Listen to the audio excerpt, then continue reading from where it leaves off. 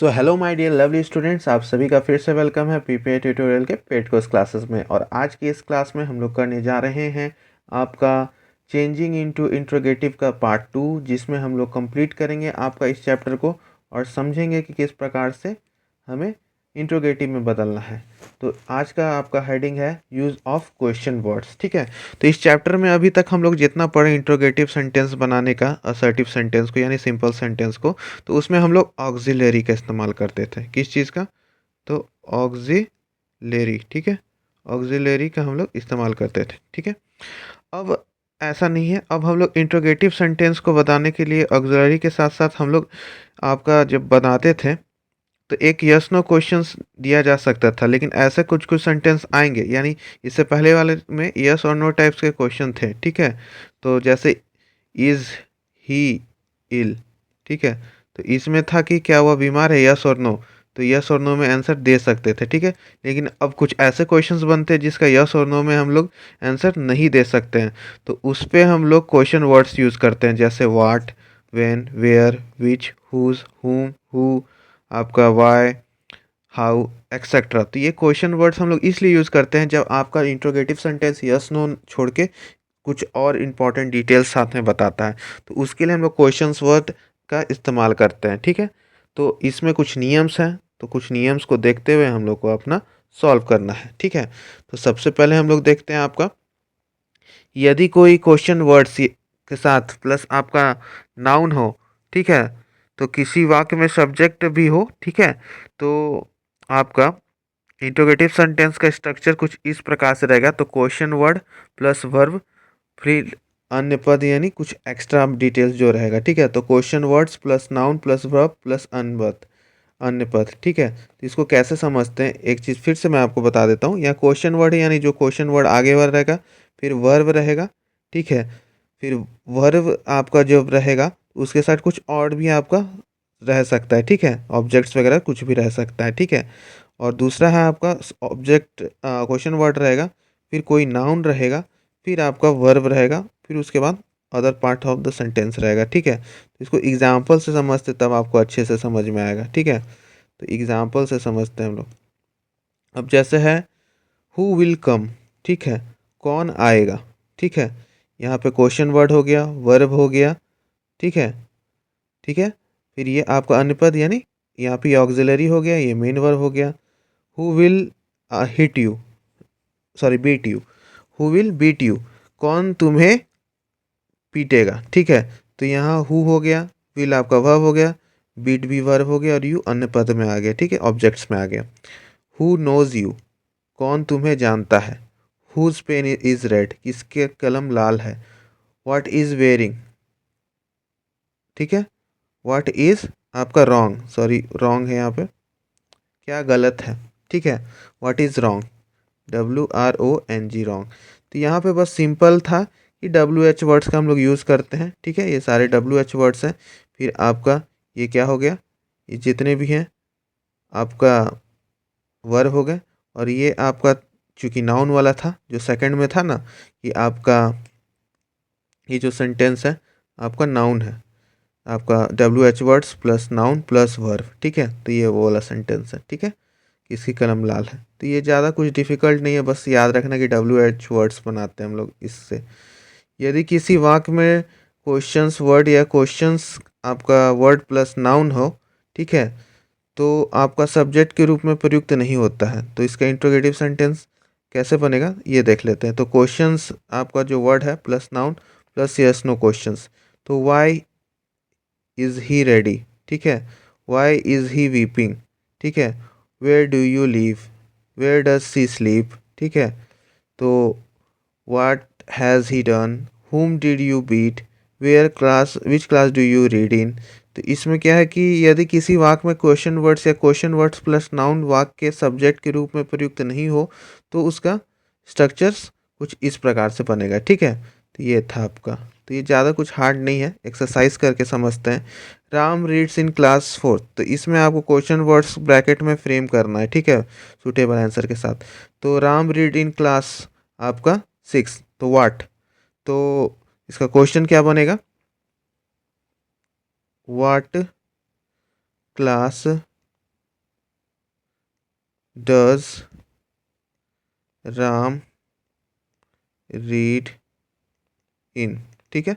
तो Ram read in class 6, ठीक है। तो इसका क्वेश्चन इंट्रोगेटिव क्या बनेगा, what class does Ram read in, ठीक है। क्योंकि ये सिंपल प्रेजेंट टेंस में है तो हम लोग डज का प्रयोग किए, ठीक है। माई मदर केम यस्टरडे, अब ये सिंपल पास्ट में है, ठीक है। तो अब इसका कैसे ये देख लेते हैं, ठीक है। इसका देखते हैं तो कैसे बनाएंगे।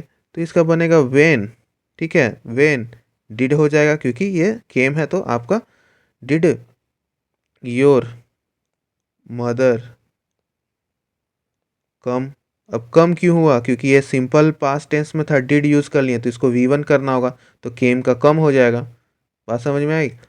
एक और example, he will by 4 horse, how many, ठीक है। तो इसका बनाएंगे how many horses will he by, ठीक है। तो ये आपका हो गया। और एग्जांपल्स देखते हैं।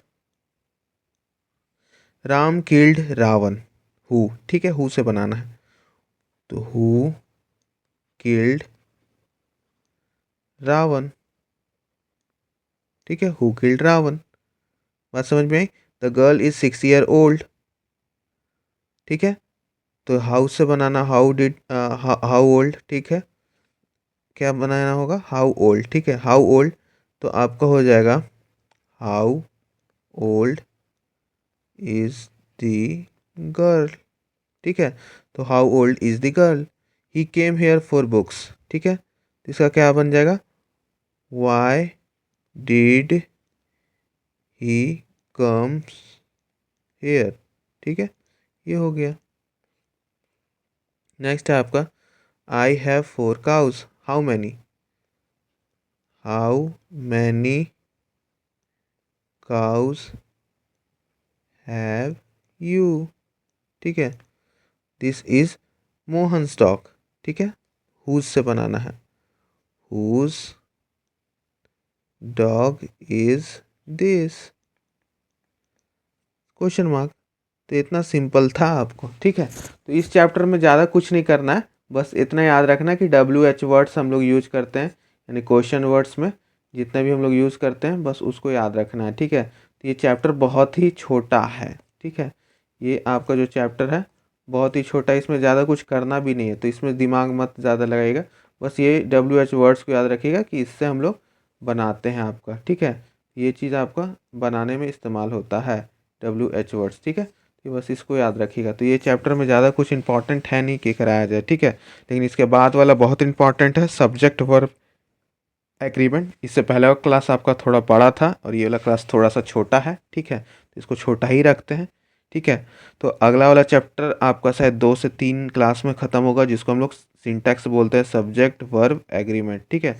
तो अच्छे प्रकार से कीजिएगा, टेंस को अच्छे से कीजिएगा, पार्ट ऑफ स्पीच और प्लस उसमें 5 जो चैप्टर इनबिल्ट था उसको अच्छे से कीजिएगा।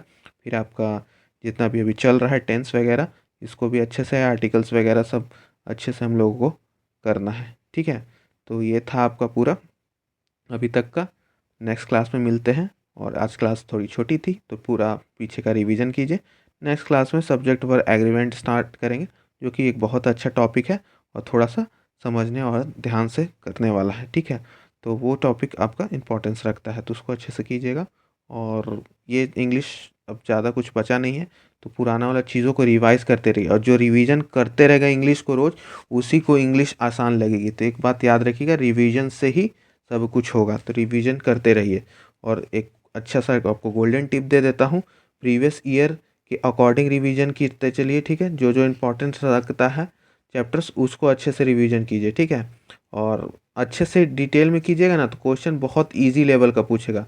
तो आप जैसे प्रोनाउन पढ़ोगे तो इस बार का 20-21 का क्वेश्चन था कि रिलेटिव प्रोनाउन इसमें से कौन सा है, तो हम आपको जो प्रोनाउन पढ़ाए हैं कितने अच्छे से पढ़ाए हैं, ठीक है।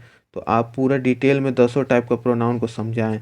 तो बस आप ऊपर ऊपर खाली नाम और एग्जाम्पल्स भी याद रखोगे, डिटेल नहीं भी करोगे, जो भी इंपॉर्टेंट पॉइंट्स बताएं तो आराम से ना आपका हो जाएगा। तो आपको मैंने जो कराया है वो इस लेवल का पढ़ाई है, क्वेश्चंस आपका इस लेवल का आएगा। तो सोच लीजिए आपको कितना अच्छा से डिटेल में इंग्लिश कराया गया, चाहे कोई भी सब्जेक्ट हो, तो आपको इसी तरह से कराया जाएगा कि आपको आगे भी बेनिफिट हो और इंग्लिश मैथ्स आपका हमेशा साथ देगा।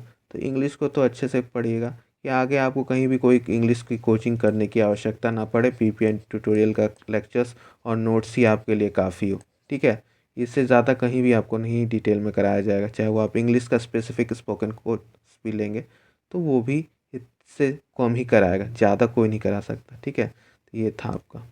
चलिए आज की क्लास को यहीं पे समाप्त करते हैं और अच्छे से नोट्स को रिवाइज कीजिए और इंग्लिश से कम प्रयास कीजिए। जिनका बहुत डिफ़िकल्ट है इंग्लिश 10+ क्वेश्चंस करके आइए आउट ऑफ 15, और जिनका ठीक है इंग्लिश तो 13+ क्वेश्चंस आपको करके आना है। और प्रयास कीजिए कि 15 में 15 सही हो जाए, क्योंकि इतना हार्ड भी क्वेश्चंस नहीं आता। एक क्वेश्चन चलिए गलती हो जाए, 2 क्वेश्चंस कुछ वर्ड्स मीनिंग ऐसा डिफ़िकल्ट दे दे कि ना हो पाए। इन ग्रामर पोर्शन से सेक्शन ए, सेक्शन बी और सी में आपका ए से कोई भी क्वेश्चंस नहीं छूटना चाहिए। बी सी में चलिए छूट भी जाए, वर्ड मीनिंग का रॉन्ग स्पेलिंग में हो सकता है मिस्टेक, लेकिन ग्रामर सेक्शन से नहीं छूटना चाहिए, ठीक है। वर्ड पावर में भी छूट जाए, ठीक है। तो ये बात समझ के रखिएगा, ठीक है। और ये जो बातों को समझ के इम्प्लीमेंट कर रहा है वही अच्छा स्कोर करेगा, ठीक है।